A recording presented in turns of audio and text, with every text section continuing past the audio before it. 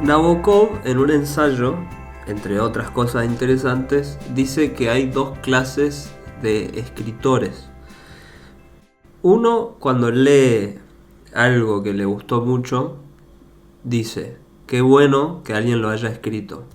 Y otra clase de escritor, cuando lee algo que le gustó mucho, dice, qué hijo de puta, cómo no se me ocurrió esto a mí.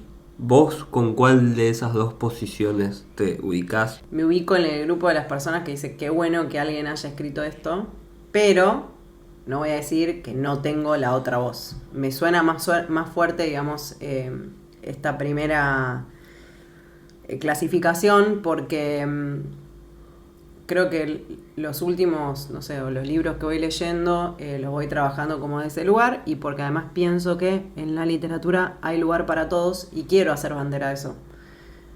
Como estoy cansada como de la competencia un poco, entonces estoy trabajando mucho la letra Y, de vos y yo podemos. Yo soy más de la segunda clase, pero no es solo una cuestión de competencia. Está la competencia y está la envidia, porque sería un lector envidioso.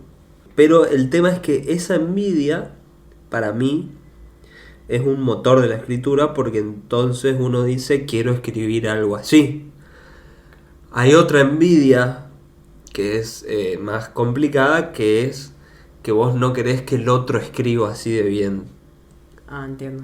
Claro. O sea, no es querer lo que el otro tiene, sino querer que el otro no tenga lo que yo no tengo. En el primer caso, digamos, o sea, cuando uno envidia algo que leyó y motiva la escritura, creo que eso funciona como un buen motor, y la verdad es que a mí me pasa eso cuando leo algo que me gusta. O sea, pero en el primer caso, cuando me decís es el que elegí yo. No, O sea, el primer grupo... caso de esto que decía de las primeras envidias. O sea, como... Está bien. Estabas en la subclasificación de la segunda opción, sería. Exacto. Perfecto, entiendo. No, a mí, como te contaba, creo el otro día, no sé dónde lo mencioné esto, que me pasó recientemente con un libro que es Nomadismo por mi país, el de Cecilia Pavón, que cada vez que terminaba, era un buen libro para leer en la mañana, porque cada vez que terminaba de leerlo, me pasa en general con el formato diario, que quería sentarme a escribir. Era como, me parecía tan próximo y tan como yo podría escribir algo así, que me sentaba a escribir. No algo así, pero bueno, algo como así, como yo. Por ahí el gran problema, viste, de los diarios es eso que decíamos, que a veces lo extraño de todo eso es, bueno, Cecilia Pavón es Cecilia Pavón y yo no soy nadie todavía, digamos. Todavía, fíjense que usa esa palabra. Viva la admisión. Todavía. Bien. Sí. Bueno, yo también pensé algunas preguntas, porque siempre me gustan las preguntas. Y yo te quería preguntar como, para vos, ¿qué cualidades reúne un gran maestro? Bueno, es una muy buena pregunta, porque ya vos preguntándome eso querés decir que para vos es necesario un maestro en el oficio de la escritura. Por supuesto, o sea, yo pienso que igual, o sea, si estamos hablando también como el leer y el escribir, y tomar el leer como una forma de empezar a despertar cierto interés por la literatura, o esto que vos traías en la frase anterior, creo que sí, o sea, hablamos de maestros también como de las personas que leemos, no necesariamente la figura de un maestro, digamos, a quien yo voy a un taller, ¿no? Claro, serían referencias. Exactamente. Y esas referencias pueden ser referencias de lectura, o pueden ser referencias de personas con las que uno habla y que las ubica en el lugar de maestro. ¿Sí? Voy a hablar más en este segundo caso, o sea, personas con las que uno habla y las considera maestros. Uh-huh. Y ahí voy a hacer referencia a mi historia con la lectura y con la escritura. Yo tengo dos maestros que son Mariano Quirós y Pablo Black, que los conocí en un taller literario al que fui en Resistencia, y por supuesto en ese momento no eran mis maestros, sino que se convirtieron en eso, y yo les digo que son mis maestros, ellos no dicen mi discípulo, pero bueno, ya se la tienen que bancar que yo les diga eso. Primero que hay una relación de cariño, de afecto, de amor incluso, con ellos y de amistad que es primera para mí en relación a la lectura y a la escritura. Y que tiene que ver con una deuda que yo tengo con ellos, que es, esto de... Y ahí sí, es la deuda por ciertos gestos y ciertas cualidades, si vos querés, pero alguien que hace esos gestos tiene cualidades, lo veo más de ese lado, no sé si se entiende. Sí, como que, a ver, déjame ver si entiendo, te lo refraseo. Lo que vos decís es si aparece un gesto, seguramente es porque detrás, del lado invisible, sería la parte que lo completa, ese gesto más material, ¿no? Como puede ser, no sé, de compartirte una media luna, estamos acá comiendo, a lo que sea. Detrás de eso decís, está la generosidad, como que es la virtud que acompaña. Exactamente. Bien. Entonces, en principio sí es una generosidad, pero esa generosidad se ve por gestos, como por ejemplo, que te recomienden una lectura que, como ellos tienen más experiencia con el tema, saben que a vos te va a nutrir en la escritura. Que se preocupen porque tu escritura sea mejor ya es un gesto de solidaridad y de compromiso con, en este caso, generacional, porque yo soy de una generación más chica que ellos, entonces también implícitamente está la cuestión del futuro. Y que además eso que se da, que es un don de amor, se puede decir, no piden nada a cambio. Ese es el tema. Y lo que está ahí implícito también, que esta es la lectura que hago yo, no es que yo me dijeron esto, es que después yo, no ahora, porque me falta mucho, pero creo que yo en algún momento lo voy a hacer también con generaciones que vengan después que yo. Entonces ahí hay una cadena generacional en la que uno da algo que tiene que ver con un gesto, y que ese gesto ahí dentro, o esos gestos, tenés enseñanzas, consejos, el hecho, por ejemplo, de pasar contactos a la hora de querer publicar un libro, corrección, lectura de lo que uno escribe, recomendación de lectura. O sea, sería algo así como una guía en todos sentidos, digamos. Porque vos vas a decir, che, me pasa esto con publicar, venga por acá. Che, me pasa esto con corregir y quizás puedo explorar esto. Che, ¿qué pasa con mi texto acá? Léete esto otro. Como siempre te están dando algo para que no te trabes. Exactamente, que después no es a rajatabla lo que dicen ellos, no es que yo lo sigo a rajatabla, pero sí es una primera referencia siempre cuando estoy en un problema con respecto a algo del oficio, lo consulto con ellos y ellos muy solidariamente están ahí y me siguen bancando después de 10 años. Son algo así también como un oráculo de la literatura, como que si yo pudiera representar la figura del maestro, para mí sería la siguiente.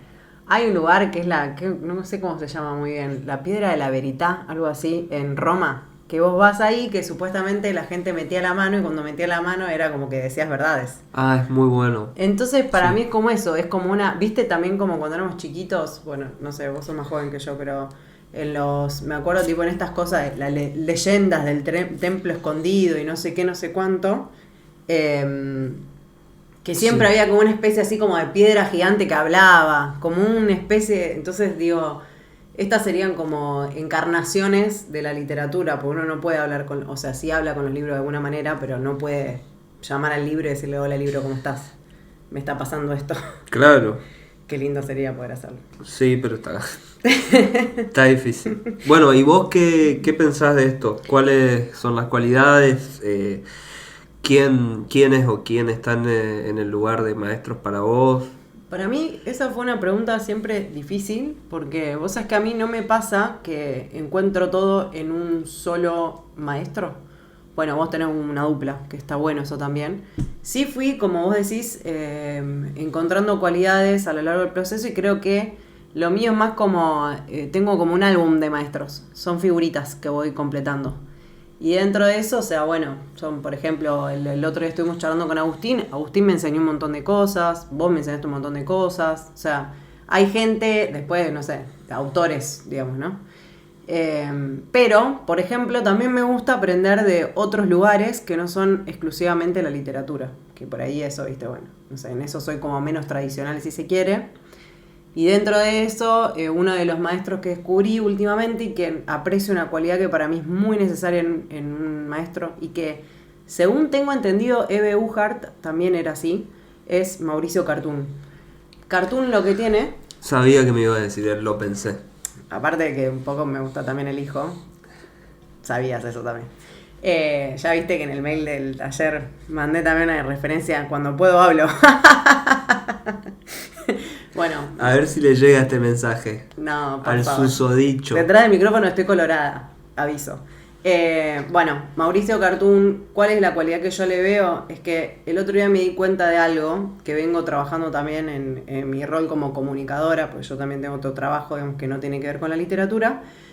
Y en ese rol de comunicadora, algo que se repite es que las personas no oyen un mensaje si vos no se los repetiste al menos como mínimo 3 veces. Entonces, ¿qué me hace pensar eso? ¿Vos tuviste alguna vez la sensación de leer un libro, por ejemplo, un libro como más de cosas técnicas, ponele, y volvés a leerlo a las 2 semanas y quizás no te acordás de todo, o ves otra oración dentro de ese párrafo que se destaca que antes no se destacaba, ¿no? Sí. Entonces eso me llevó a reflexionar y dije, es que me parece que nosotros aprendemos, y en esto voy a citar a los hindúes, como por aforismos, ¿no? Digo, es como uno se lleva una cosita muy diminuta de un taller, de una charla con alguien, siempre hay una cosita. Entonces, una de las cosas que me parece que tiene Mauricio Cartún es que él encuentra palabras simples para cosas que son súper complejas, y yo creo que eso es una habilidad importante en un maestro. Tiene que ser un gran comunicador porque tiene que contagiar no solo el conocimiento, sino el espíritu, que no es cosa menor. Estoy de acuerdo. ¿Qué? Estoy de acuerdo. No lo puedo creer. Me voy a ir a dar una vuelta. Mundial mundialista, vamos, Meli. No me puedo creer. Es el primer estoy de acuerdo que creo que le saqué. No seas tan exagerada. En el 2024. No seas tan exagerada. Bueno, escúchame. Y yo tengo una pregunta más con respecto a los maestros, que es lo siguiente. Hay otra cosa ahí, porque yo te estoy diciendo que por lo menos para mí hay maestros de toda clase y todo el mundo tiene algo, una joyita que me puedo robar para mi álbum de maestros. Y en ese álbum de maestros tengo maestros que quizás son muy buenos transmitiendo ciertas cosas, pero que no lograron esas cosas. Como decirte, por ahí yo soy ambicioso y digo, bueno, ojalá algún día, yo sé que este es un sueño tuyo, te lo robo a modo de referencia nomás, publiqué con anagrama. Y vos decís, bueno, pero por ahí mi maestro no está en esa colección, no está ahí. Entonces digo, ¿para vos es importante eso? Como que tenga una prueba. No, para nada. De hecho, tenemos los mismos sueños con mis maestros. Qué bueno. Y todos están en camino a eso. Y después me parece, a mí me importa más la aventura de llegar ahí que el llegar ahí siempre que hay otros que están en esa conmigo es mucho mejor. Yo les robo mucho a ellos de lo que hacen, por supuesto, se los digo siempre, lo saben. Pero hay cosas que ellos no hicieron y que yo tampoco y que vamos hacia ahí, digamos, o sea... Para mí no robás, vos tomás prestado, porque, y voy a decir cuál es la diferencia, porque vos cada vez que yo te escuché mencionarlos a ellos dos, siempre, o sea, estás como, o sea, antes de dar un mensaje o algo que ellos te compartieron, siempre está como el disclaimer antes, decís, esto, mis 2 maestros, como que haces toda la intro, y contás que te lo dijeron ellos, entonces para mí eso no es robar, eso es citar en algún punto, tomar prestado. Bueno, lo tomo. Pero incluso medio también involuntariamente a veces me pasa que estoy escribiendo y termino escribiendo algo, no digo igual, pero sí muy referenciado tanto a Mariano como a Pablo. Y no es que yo me lo propongo, digo, bueno, ahora voy a escribir así, pero me sale. Distinto, como digo, pero me sale. Pero sí, siempre que puedo hablar de ellos y citarlos lo hago. Pero para responder concretamente a la pregunta, yo creo que no es necesario que un maestro haya hecho algo como para... algo que uno quiera hacer como para referenciarse ahí. Digamos, no, si tuviese un pasaporte no hace falta ver el sellito. Quizás Ya con que despierte todas esas cualidades que es la suerte de intuición que ese maestro tiene, que es lo que te haría llegar a ese lugar del proceso, porque de vuelta no importa tanto el resultado. Acá, digamos, vamos a hablar más del camino de la virtud. Se está poniendo medio bíblica la charla. No, pero los griegos también hablaban de la virtud. Pero digo, no mirar tanto lo del resultado, como decíamos antes, puede haber un gesto que atrás viene una virtud, como ir ganándolo con eso. Te pregunto o introduzco el tema de la publicación. Si cuando vos escribís ya están pensando en publicar eso que escribís, o si viene después, o cómo te manejas con eso. Bueno, mi respuesta es... ¿me repetís la pregunta? Con respecto a la publicación. Sí. Si cuando vos escribís ya estás pensando en publicar, o si viene después la decisión de publicar. Bien. La respuesta es no guión sí. No, trato de no hacerlo, pero no me voy a mentir con que no sé si tengo un apuro por eso, pero sí espero porque que ese texto se comparta, no sé si necesariamente se publique. Creo que eso, al lugar a donde yo llegué, a mí me costaba mucho incluso compartir los textos en talleres literarios. O sea, no me gustaba cuando era la joda del leer. Lo odiaba, me ponía re nerviosa. Nunca me imaginé en la vida que iba a escucharte decir eso. Viste que... Bueno, eso fue todo un proceso enorme en mi vida, que era en definitiva darme permiso, ¿no? Como para mostrarme. Y aprendí a entender eso, como que indagué interiormente. Yo llegué a la conclusión de que para mí el compartir un texto tiene que ver con correr el ego de uno. O sea, uno se corre ahí y deja que el texto cumpla su fin, darle propósito al texto y que pueda ser leído. Ese compartir, quizás esa publicación pueda ser, se lo mando a mi grupo de amigas porque es un texto para ellos, o ponerle una carta, se la mando a la persona. O bueno, si tengo ganas, no sé, decir, bueno, voy a tratar de escribir una columna, intento, pero de vuelta. Durante el proceso de escritura me parece que no, que ahí lo que ahora más y más me predomina como la energía de juego. Pero entonces vos decís que hay algo de lúdico. Uh-huh. ¿Cómo sería eso? Yo pienso, al proceso creativo lo entiendo, o sea, como en 4 etapas. Del proceso creativo de cualquier cosa, Digo, el de la escritura me parece que entra dentro de eso. Lo que hay que entender es que uno le pone escritura a un nombre, o sea, escribir para mí es el nombre de un gran proceso creativo. Ese proceso arranca en un momento que es como una exploración. ¿Qué puede ser eso? Me pasó algo en mi vida que, no sé, que me llama la atención. ¿Qué es lo que me moviliza? Algo se mueve en mi vida y eso me llama la atención y yo lo registro en algún lado, puede ser adentro de mi cuerpo, puede ser en una nota del celular, lo que sea. Entonces eso ya vuelve hacia mí, hay una marca ahí, esa marca se empieza a volver más profunda, entonces ahí ya arranca a haber una idea, como un tema que se empieza a mover por dentro, hasta que finalmente decido sentarme a escribir, que es el proceso como puramente creativo, y después eso pasa a sería la edición y la corrección, que son parte para mí como de la escritura, reescritura, lo entiendo como una misma etapa que tiene 2 partes. Y la última etapa es lo que te decía recién, como el compartir eso, que es como el entregar el texto. ¿Y la diversión dónde está? Diversión viene en la parte de escritura A, sería la etapa A, que es la de cuando vos te sentás en la computadora, yo ahí trato como de... No le presto atención como a más nada que ahora es acá. Y trato de no reescribir oraciones y que eso fluya. O sea, es como si abrieses una represa y tenés que dejar que el agua pase. Y al otro día... Eso además también en la energía de juego es muy probable que vos experimentes cierto como éxtasis, digo, ¿no? Como... Te iba a preguntar eso, si encontrabas placer ahí. Sí, obvio. ¿Y más o menos podés decir algo de eso o no? Sí, o sea, ¿en qué sentido? De describirlo.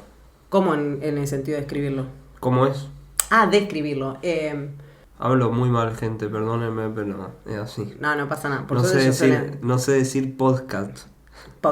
Describir ese estado. Yo creo que es como un estado de liviandad y de absorción. No hay como otra cosa.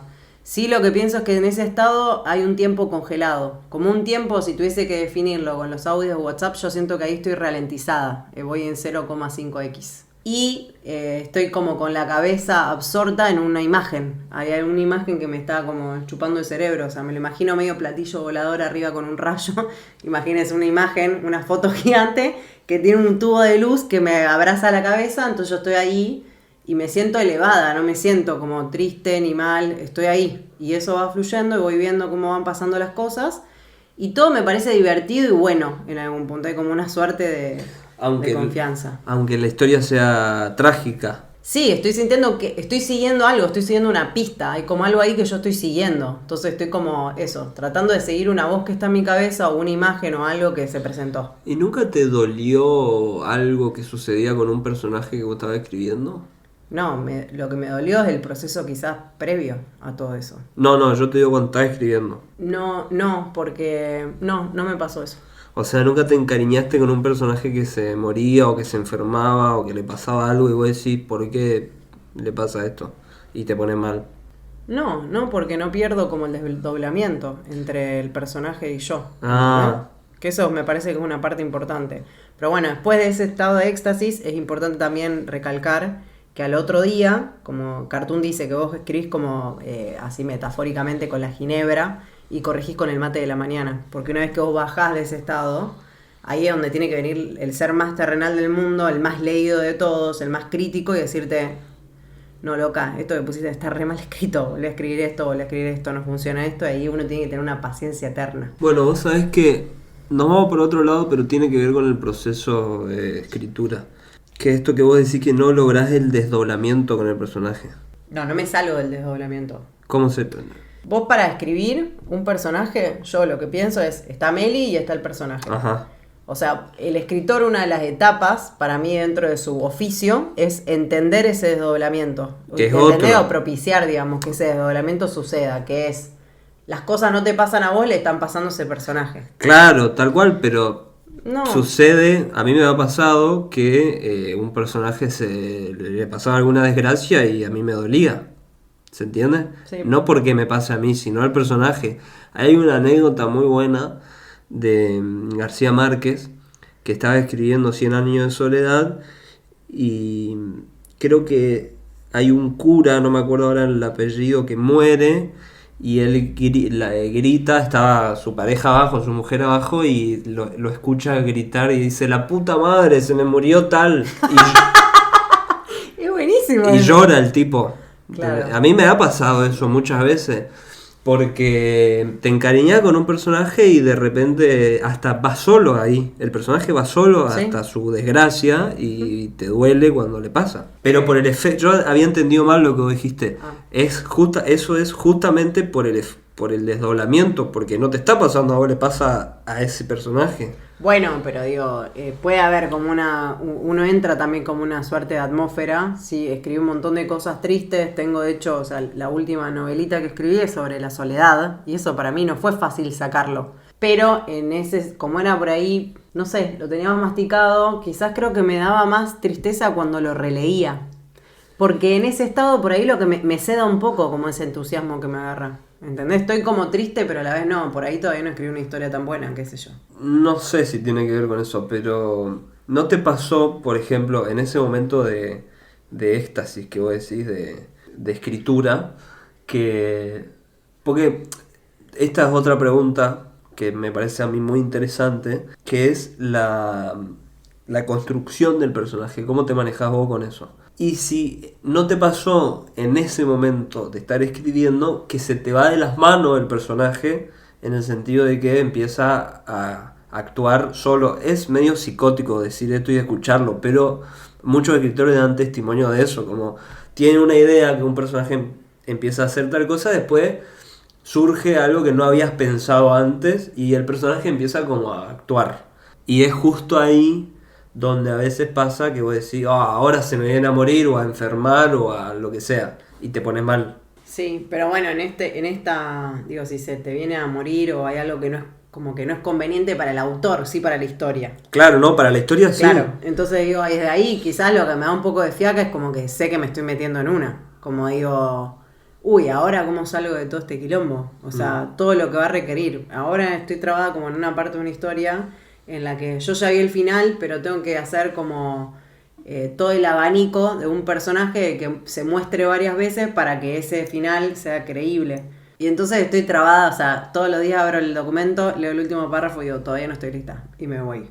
Pero lo leo, porque para mí hay algo que es re importante del proceso este que estamos hablando, que es todos los días presentar, o sea, la mayor cantidad de días, no todos los días, pero tratar de presentarse. Tenés que abrir la hoja y mirarla por lo menos la historia. Para mí. Sí, a mí estoy de acuerdo, pero a mí me cuesta mucho hacer eso. Tengo como un tiempo distinto, porque hay mucho tiempo en el que yo tengo algo empezado o pensado desde hace bastante y puedo estar años sin escribir hasta que llega un día en que empiezo a escribir. Pero eso está buenísimo porque ya estás escribiendo interiormente, o sea, tenés la virtud que luego se va a convertir en el gesto, digamos. Es buena. Pero volviendo a la pregunta inicial que despertó esta conversación, esta última conversación sobre el proceso creativo, que era la cuestión de publicar. Sí. Vos sabés que hoy estaba leyendo a Abelardo Castillo, el libro de Ser Escritor. Lo vi en tu Instagram, estaba haciendo pegajoso. Y abre el libro ese, abre con un texto sobre el por qué escribimos, o por qué escribir, o por qué se escribe, no me acuerdo el título bien. Y ahí habla y dice que tiene una carilla. Está buenísimo ese libro, la verdad que lo recomiendo mucho. Es muy gracioso Castillo, es muy gracioso, en ese libro en particular es muy gracioso.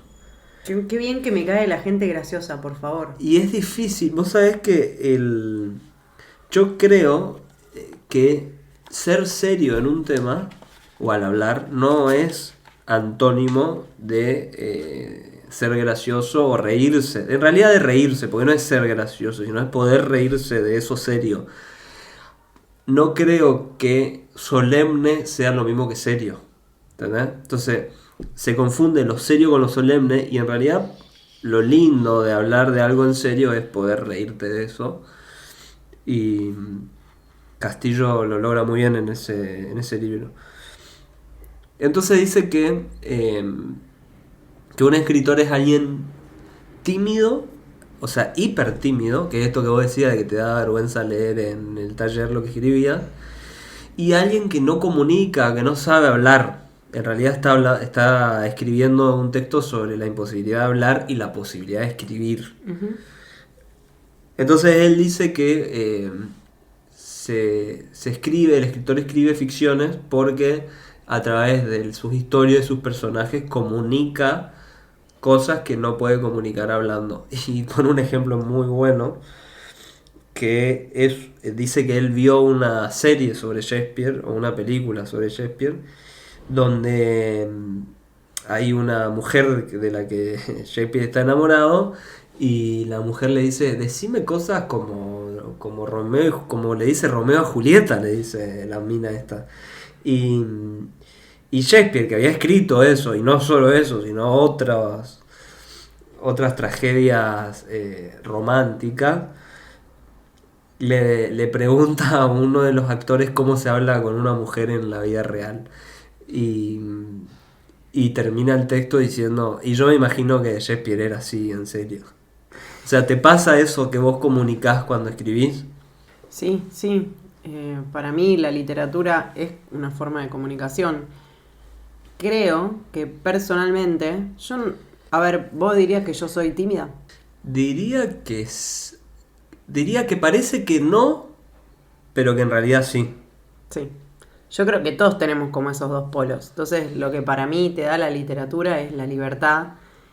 Y yo lo que sí creo es que los escritores y las escritoras tenemos un tercer ojo, podría decir. Porque tenemos un gran poder observador. Y entonces en ese poder observar hay cosas que uno no puede decir todo el tiempo. Porque es demasiada honestidad junta para la gente.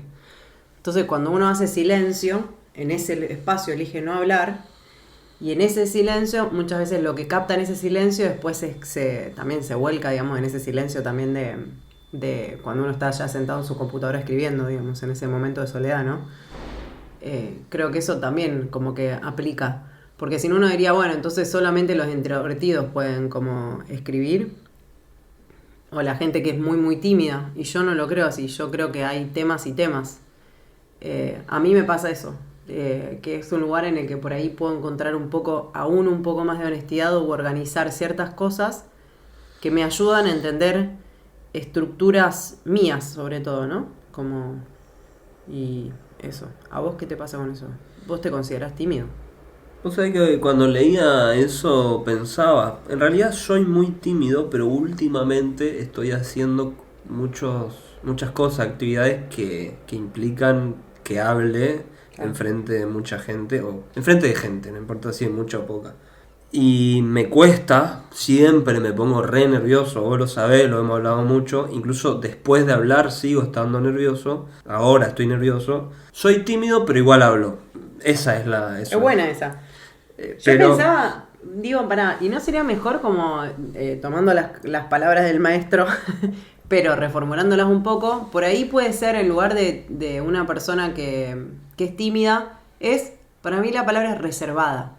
Hay una parte que vos te reservás y que no la mostrás. yo creo dos cosas. Eso, porque tuve un recuerdo hoy al leer eso de mi infancia, de una vez que había alguien que estaba trabajando en mi casa, un carpintero que era un alemán que había venido acá a vivir, pero nació en Alemania, y era un personaje tremendo porque era un maestro en el oficio, hablando de oficio de la carpintería, estaba armando un quincho en mi casa. O sea, él solo con el hijo.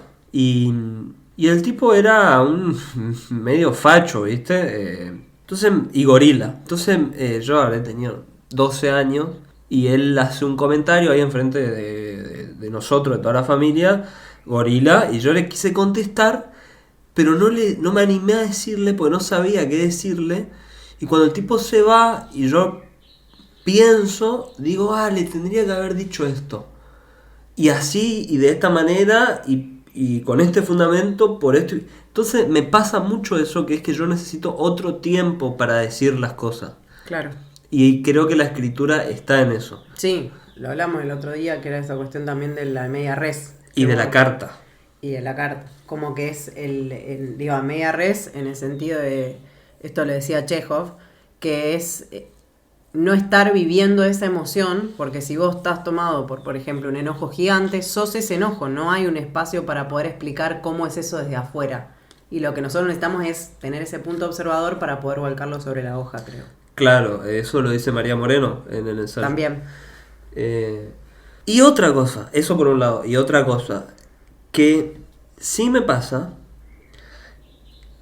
de una manera muy extraña, la verdad que es muy extraño y misterioso, no sé cómo funciona, no lo controlo, pero hay cosas que no las puedo decir si no es de esa forma, o sea, escribiendo. Y ahí escribiendo ficción, un cuento, o un poema cuando no lo puedo decir en un cuento. Quiero contar una reflexión que tuve en mi diario de la mañana, que fue que ayer me junté con una persona a charlar, hemos tenido una suerte de conflicto.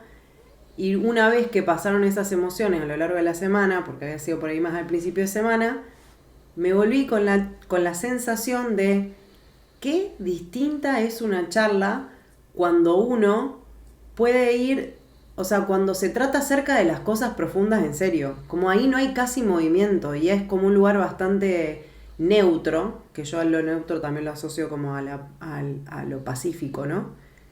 Digo, uno puede estar en una absoluta diferencia con el otro, pero si sabe meterse rápidamente en esa guarida, puede estar como, teniendo como opiniones completamente opuestas, pero podés estar como en otro lugar. Y eso requiere como un trabajo con la emoción. Es decir, cuando uno dice, espera, ya no quiero estar más sintiendo esto, ahí aparece la posibilidad de empezar a pensar en eso para poder escribirlo. ¿Por qué? Porque vos ya arrancás como a ponerle un perímetro. Imagínense como que hacemos un corralito alrededor de la emoción, entonces vos ya ahí la podés estar observando y cuando la podés estar observando ya la podés estar escribiendo, me parece a mí. O podrías, otra forma de decir, a ver qué te parece, es tomar distancia. Claro, exacto. Me lo hiciste más simple, gracias. Por eso, ¿ves? Sos un maestro. No, Bien ahí. No le mientas a la gente, Neri. No le mientas a la gente. Yo sé que damos un taller juntos, pero... Bueno, nada. Que che, no te entiendo la letra y te quiero como copiar alguna pregunta, porque hoy hicimos como un ejercicio de traer preguntas. Nunca la vas a entender a esta letra porque con sé. suerte la entiendo yo. En realidad le enseña caligrafía a los doctores. Bueno, dale, haceme la siguiente, así no aburrimos. Ah, bueno, otra vez. Yo soy medio pesado, ¿viste? Siempre me estoy referenciando a escritores, pero también leía... Pensé que venía el segmento que eras nostálgico. No, no. Hoy no lo vamos a tocar a eso. Menos mal. Bueno, bien, listo. Leía también a Liliana Hecker, que Sí. viste que leer a Castillo y a Hecker es como una explosión de placer. Sí, yo igual para esto estuve leyendo a Liliana Villanueva y a Dorotea Brand, que son como mis últimos dos amores. Muy bien, porque aparte Eve Ugar. Sí. Bueno, a mí me hubiese encantado, eso te iba a decir, yo a ella la siento una maestra, viste que también en el camino del artista de Julia Cameron menciona eso, como la diferencia entre, porque aparte ya no solo hay que elegir en maestros así, como en la vida normal, también pensar en los maestros muertos. Eso también aparece como una distinción. Y de hecho Agustín, en la primera clase, te hace pensar eso. ¿Cuáles son tus maestros vivos y muertos? Eve Ujar recientemente se ha convertido en una maestra muerta, pero que por mí, o sea, para mí siempre va a vivir y me hubiese encantado ir a sus clases. Bueno, a mí me encantaría, Hecker está viva, no da más talleres, me hubiese encantado ir a su taller. No sé cómo iba a llegar, porque viste que esas cosas, como que no es fácil llegar ahí. Bueno, en fin. Y lo mismo con Castillo, que son dos grandes talleristas como Eve Ugar. Hay que ir a los discípulos. Y Hecker dice, tiene un libro que se llama La Trastienda de la Escritura, que son ensayos, pero muy cercanos al lector. A mí me gusta decirle ensayos narrativos o ensayos de escritor. Entonces, en uno tiene una sección, el libro, que es el oficio. Y en uno de esos ensayos, que es sobre la corrección, habla de la mala prensa de la palabra corrección, porque si alguien corrige algo, implica que hay una forma correcta de hacerlo. Y ella dice que no está de acuerdo con eso, pero sí con el hecho de que, lo voy a decir con mis palabras, que hay otro, siempre es otro, que te muestra algo de tu escritura que puede ser revelador. Por ejemplo, ella dice que en un cuento, en vez de usar la palabra brillo, usar la palabra resplandor, y que en ese cuento esa palabra queda muy bien y el cuento gana. ¿Qué te pasa a vos con la corrección? A mí me gusta decirle devolución, estaba pensando en eso, porque no, o sea, entiendo que la palabra corrección es más concreta, más específica, pero me parece que no siempre quien te hace una corrección tiene el fundamento técnico como para poder fundamentar eso, digamos, justamente que te está diciendo, ¿no? Entonces, digo, hay veces que damos devoluciones que no estamos dando una corrección, porque por ahí no se nos ocurre también cómo eso podría salir para otro lado. Y aparte, ¿quién te lo...? Como... Me gusta más como... Yo soy más de la escuela de hacer preguntas. Yo ya esto te lo conté creo también alguna vez, que a mí me gusta como si alguien viene y me comparte un texto, primero, creo que la primera cosa hay que tomarse el tiempo de entender que ese texto está en un estado de fragilidad y que en el desdoblamiento ese que hablamos, está bien, seguramente al personaje del texto, como no le vaya a doler, esta es la contracara de lo anterior que decíamos, ¿no? No le va a doler por ahí que vos le cortes, no sé, un párrafo que era la descripción de un ambiente de la casa de ese personaje, pero el autor puede que sí, porque eso es lo mejor que pudo hacer hasta ahora o en ese texto. Entonces, creo que primero hay que pararse de ese lugar donde hay que como ir acariciando a la persona y ese texto para entrar. Y luego de ahí sí poder decir, siempre también resaltando, o sea, siempre hablando desde qué es tu percepción, poder también preguntarle al otro cuál es la intención que tiene y desde ahí poder hacer un análisis de ese texto para devolver una suerte de lamparita o de darle una especie de linterna con la cual pueda ver un poquito más allá, como si le diese 2 rayitos más de luz. Pero creo como que para mí no todo el mundo, yo sí conflictúo mucho, y como me pasó una vez, ¿te acordás? Que es cuando alguien viene y me dice, esto tiene que ser así. Y yo automáticamente te voy a decir, ¿por qué no? O sea, y aparte es como, ¿cómo vos podés saber si eso es una lectura y es subjetiva? Porque el autor no tiene control sobre la lectura que va a hacer quien tenga el texto en sus manos. Puede ser que yo sea una pésima escritora, ponele, y que lo que estaba queriendo hacer no me salió, pero para mí eso hay que preguntarlo. Yo siento así. Preguntas son mejores que correcciones. Hay veces que el tono de voz por ahí queda un poco imperativo y entonces uno dice cosas como esto tiene que ser así. Pero una manera interesante de hacer eso es que si uno se toma el atrevimiento, porque además el otro te da el lugar también para que vos le digas qué pensás del cuento, no es que de la nada viene alguien que no te conoce o que no y te dice esto es una porquería o esto tiene que ser así. Pero sí creo que es importante que si uno dice que tiene que ser de otra forma algo o sugiere una edición, muestre eso. Entonces vos decís... Ahí mirá, entra lo de la lectura que decías por ahí de tus maestros, cuando es algo también nutritivo. Exacto, no. A ver, yo lo que creo además es que la corrección siempre tiene el objetivo de que el cuento gane, o el texto, sea el texto que sea, gane. Ahora, después entramos en un debate complicado, ríspido, de que es un buen texto. Pero en todo caso me parece que una buena manera de hacerlo es comparar. Entonces vos decís, estaba de esta forma y si es lo de resplandor y brillo. Uh-huh. Si le pones resplandor en vez de brillo, o si decís cara en vez de rostro, el cuento queda de tal forma y lees de la forma corregida. Y bueno, ahí estás como dándole además siempre la corrección es una sugerencia de edición, el otro termina de decidir si lo hace o no la sugerencia. Sí, pero creo que tiene que quedar, o sea, si por ejemplo, digo, yo, también depende de qué lugar y con quién estemos tratando, ¿no? Porque no es lo mismo entre pares que en un taller, como en uno en la figura de ponerle más de docente y un alumno.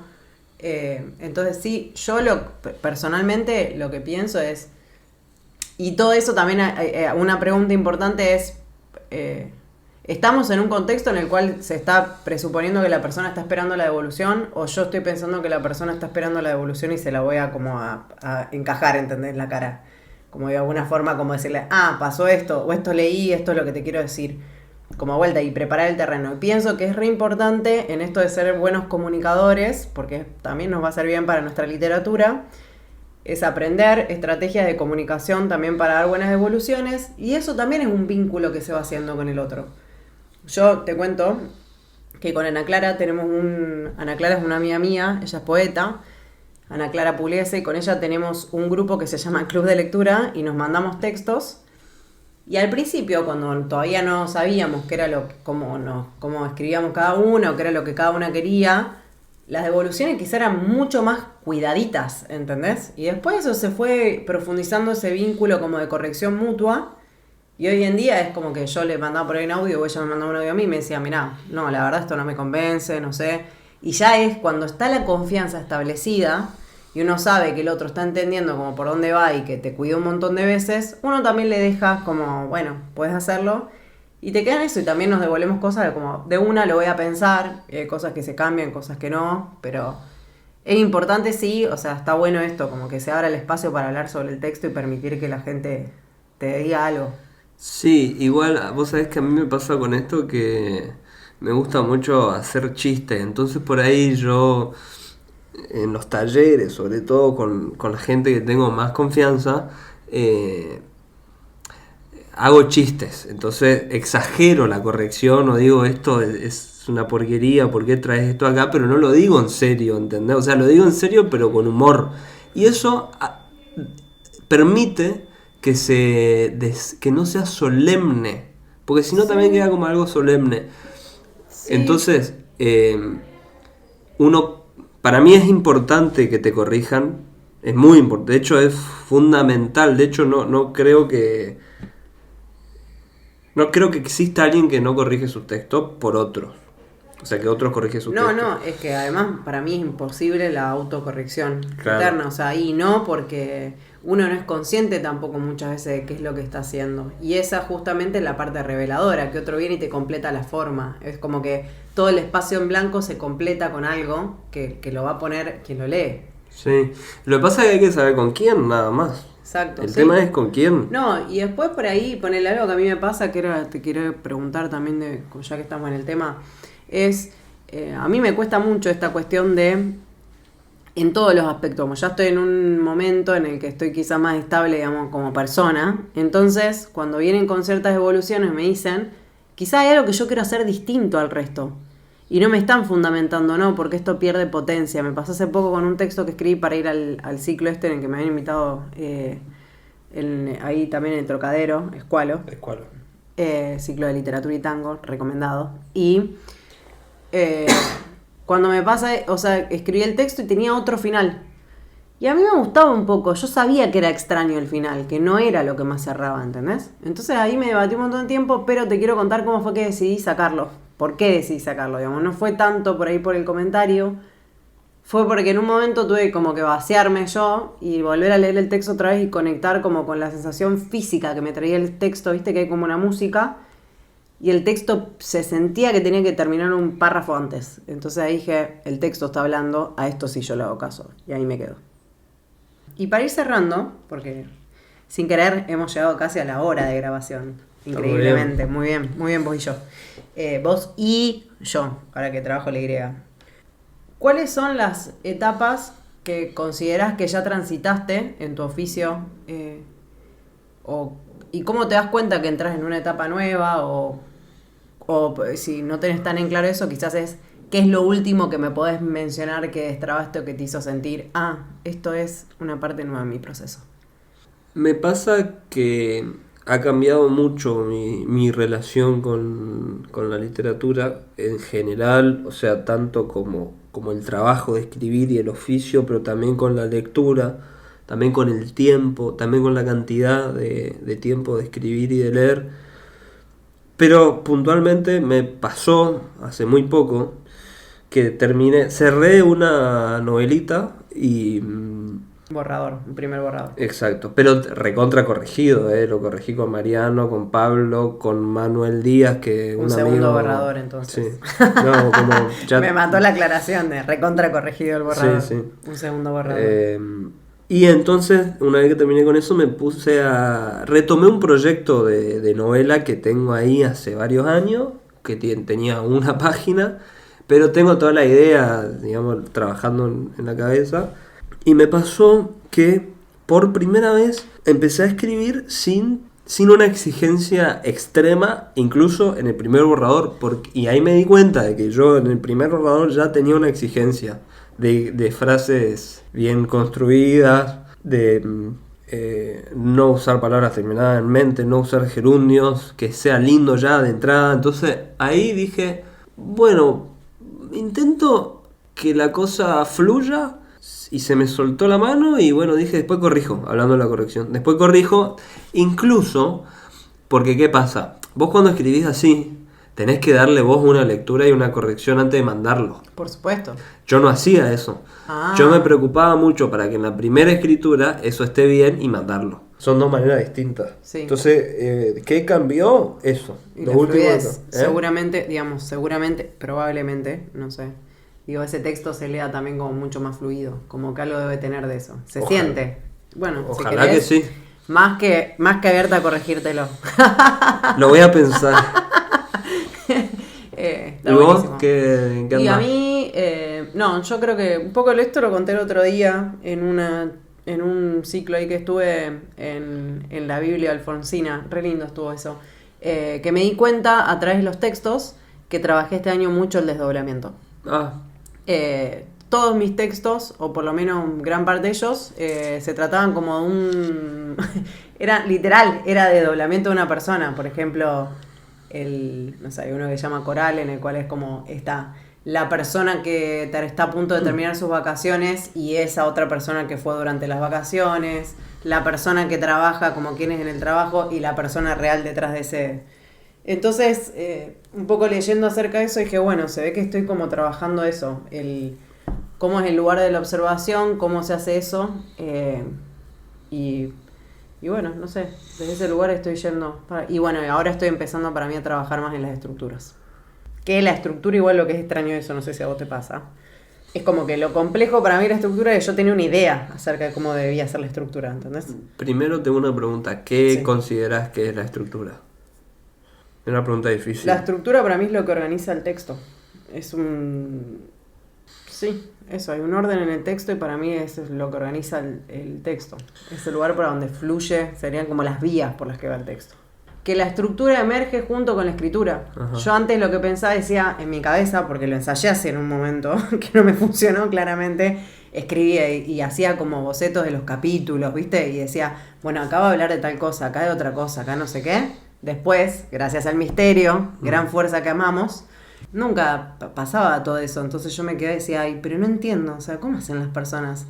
Y después lo que vos te estás dando cuenta es que tiene que haber ahí también un desdoblamiento en el texto, porque está como qué es lo que se apoya sobre la estructura y la estructura, y empezar a trabajar esas dos cosas juntas. Entonces cuando vos podés ver, pero si eso no emerge de manera conjunta, la estructura se siente forzada y no funciona, digamos, o está como se ven las costuras del texto. Entonces lo ideal sería que pase de esa forma. Entonces ahora estoy prestando atención como hay una lectura que hago de esos primeros borradores, en la cual reviso y digo, ¿qué es lo que acá está organizando? O sea, es, no sé, algo que me cuenta el tiempo, como cómo yo, y cómo también hasta se diagraman los párrafos en la hoja. Como tengo todo un choclo gigante de texto, o se corta por una línea de diálogo. ¿Cuándo entra esa línea de diálogo? ¿Muy al principio, en el medio, al final? ¿Cuál es la intención de esa? Bueno, y ahí las millones de preguntas que te puedes hacer, ya está. Me encanta. Último momento del podcast, mi favorito, porque además me lo debes de la semana pasada, te aviso.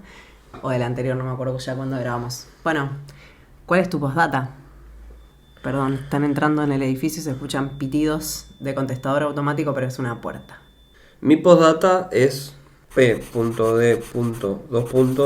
¿Se llamaba Aureliano Buendía el cura que se le muere a García Márquez por el que se pone mal? P.D. Abro comillas. No se nace escritor, se nace bebé. Comillas. Liliana Villanueva.